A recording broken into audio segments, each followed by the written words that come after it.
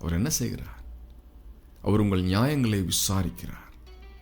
நம்முடைய நியாயங்களை அவர் விசாரிக்கிறார். அப்படி இவர் விசாரித்து என்ன செய்கிறாராம்? ஏழைகளின் பிள்ளைகளை ரட்சித்து இடுக்கண் செய்கிறவனை நொறுக்குவார்.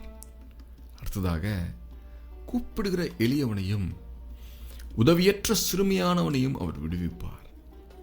இந்த நாளிலே கர்த்தராகிய இயேசு கிறிஸ்துவானவர் அவரை கூப்பிடுகிற இந்த வேளையிலே நம்மை விடுவிக்கும்படியான ஒரு அடையாளத்தை இப்பொழுது செய்து கொண்டிருக்கிறார். அடுத்ததாக, எப்படிப்பட்ட பலவீனம் இருந்தாலும் பலவீனனுக்கும் எளியவனுக்கும் அவர் இறங்கி, இந்த மேற்கத்திய தேவனுடைய இருதயம் யாரை நோக்கி இருக்கிறது?